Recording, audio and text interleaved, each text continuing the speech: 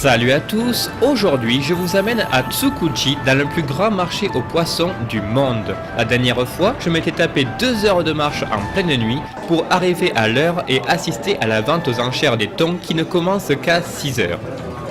Vers 4 heures du mat, on a eu la chance d'écouter un intervenant parler de son métier. Et il est maintenant 6 heures, il est temps de se rendre dans le hangar où se déroulent les enchères parce que la vente est sur le point de commencer. Allez, c'est parti!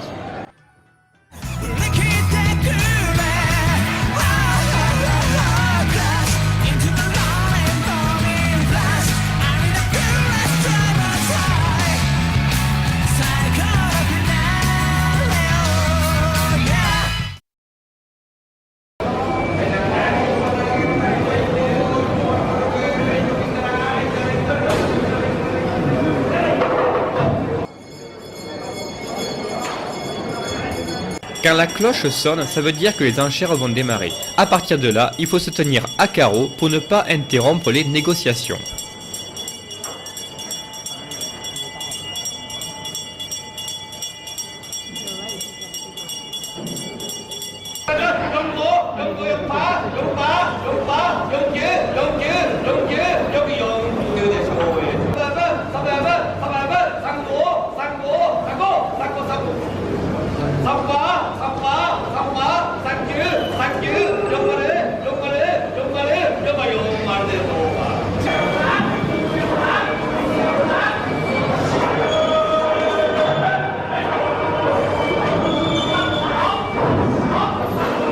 Pour contrôler la texture et la consistance de la peau et de la chair, les acheteurs passent la main sur les poissons, les regardent à travers une lampe torche ou donnent parfois des petits coups de piolet.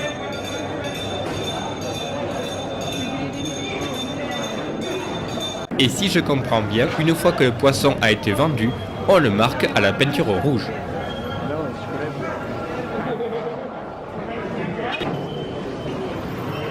Et comme l'intervenant avait dit, ça se déroule en un clin d'œil et tout est bouclé en moins de 20 minutes.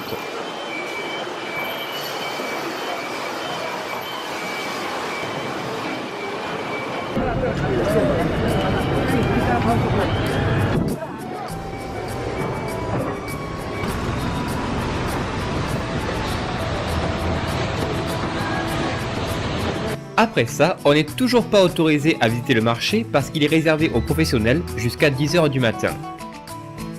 Autant en profiter pour prendre le petit-déj dans un des nombreux restaurants spécialisés qui se trouvent tout autour du marché.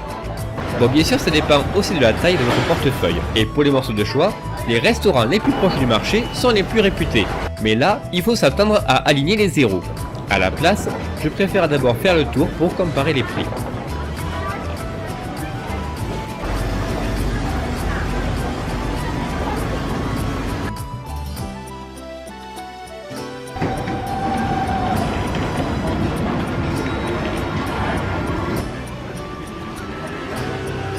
Au final, comme j'y connais pas grand chose, je me suis laissé tenter par cette enseigne.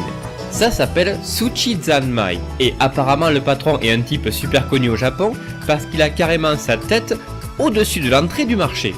Donc je me suis dit que quitte à tester un restaurant au hasard, j'avais pas grand chose à perdre à aller là. J'y ai commandé une formule de sushi classique et honnêtement ils étaient bons, mais rien d'extraordinaire. J'ai appris plus tard que Sushi Zanmai, c'est une chaîne très connue au Japon et l'un des meilleurs restaurants de sushi à Tsukuji.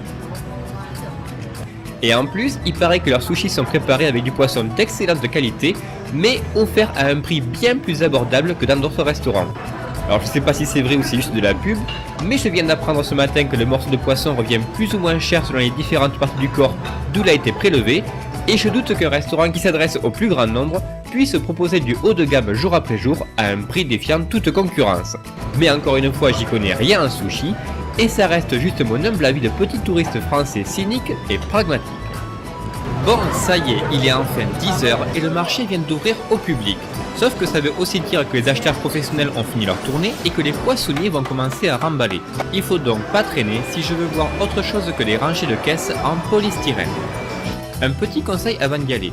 Si vous cherchez un étalage en particulier, servez-vous d'un plan pour vous repérer, parce qu'une fois à l'intérieur c'est gigantesque et vous risquez de passer devant plusieurs fois sans jamais le trouver. J'ai lu beaucoup de témoignages comme quoi les poissonniers étaient pas spécialement sympas avec les touristes, voire grossiers.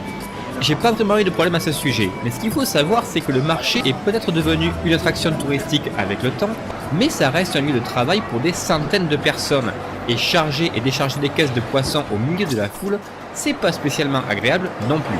Qu'est-ce que vous feriez vous si chaque matin au bureau, vous voyez débarquer des centaines de personnes qui se mettent à prendre des selfies devant vous?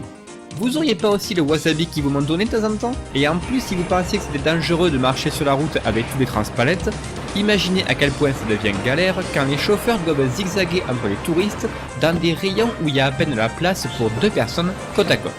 Alors évitez de rester au milieu du passage quand vous prenez des photos et tout le monde s'en portera pour le mieux.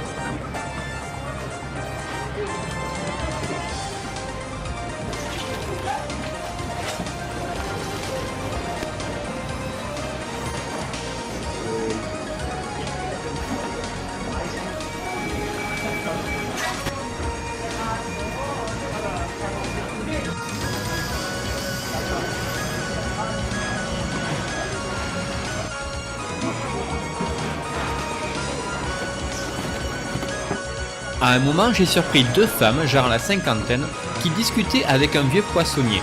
Elles étaient journalistes et elles faisaient un reportage sur les dangers de la pêche au Japon pour la santé des consommateurs. Alors déjà, elles lui parlaient d'une façon assez hautaine, voire presque méprisable, et en plus, poser ce genre de questions à ceux qui en font leur métier et dans un lieu aussi réputé, c'est un peu chercher le bâton pour se faire battre. Du coup, j'avoue que ça m'a quand même fait plaisir quand elles se sont fait remballer. 2 femmes de Londres qui posaient des questions à un type et qui disait que le niveau de mercure dans l'eau fait monter le taux de cancer chez les Japonais parce qu'ils mangent du poisson.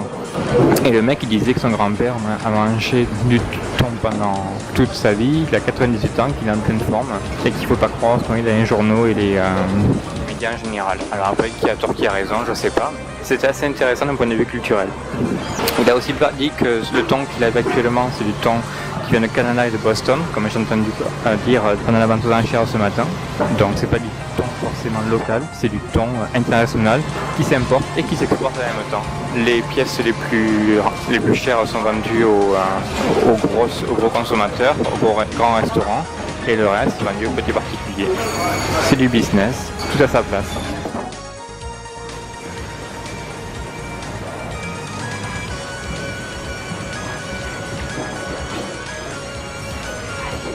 Pour protéger les morceaux de poisson durant le transport, les poissonniers utilisent une technique qui consiste à enrouler le poisson dans une espèce de papier absorbant, puis dans du plastique.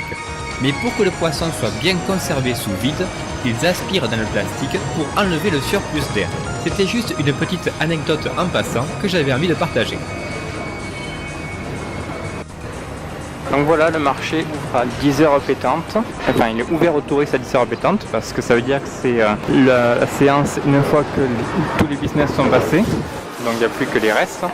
Mais à 11h, c'est fermé. C'est réglé comme une horloge.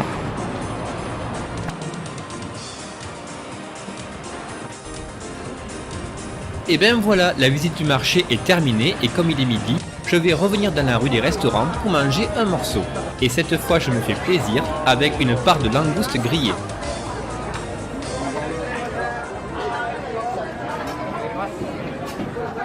C'est pas facile à décortiquer avec de simples baguettes, mais c'est vachement bon.